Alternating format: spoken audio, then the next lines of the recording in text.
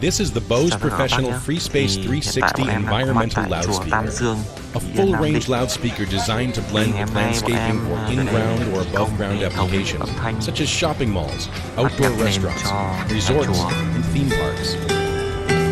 It features 360-degree horizontal coverage and frequency range down to 60 Hz. The 360p loudspeaker is engineered to deliver clear, consistent sound across the listening area.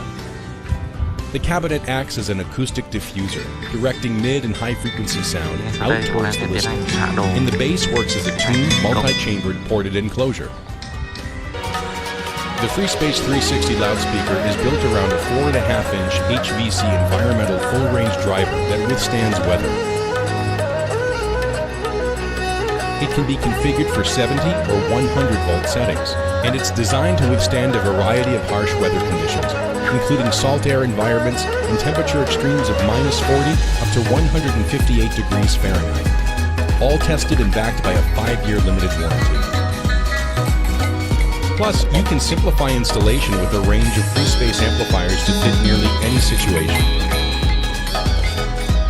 The FreeSpace 360 loudspeaker. Get the acoustic presence and depth of indoor speakers with the durability you need outdoors. For product specs, accessory information, and more helpful videos, visit pro.bose.com.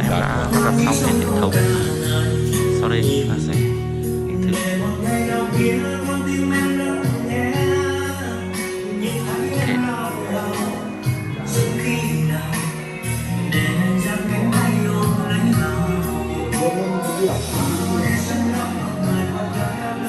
Đây là khuôn viên của chùa.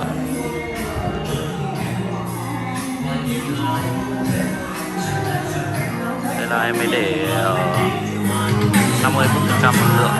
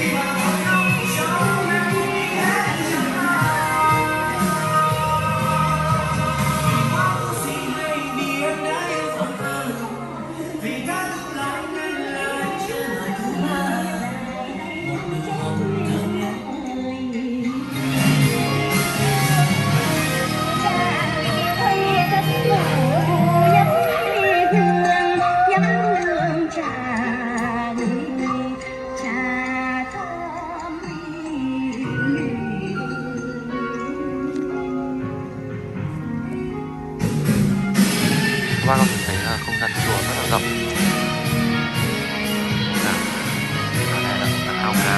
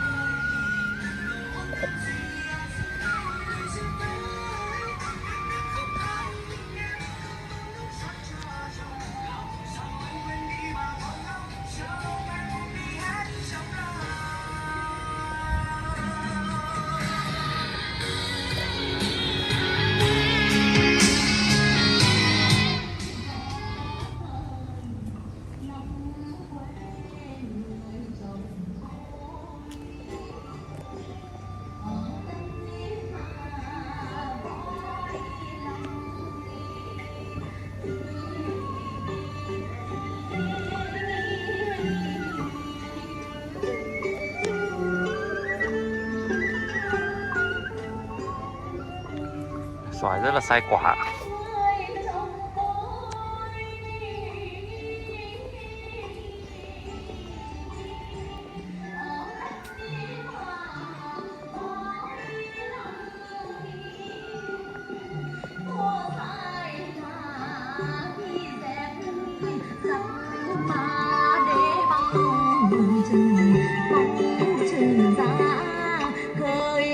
Hoa này thì chống nước 100% các bác nhé. Chống chọi mưa nắng thoải mái.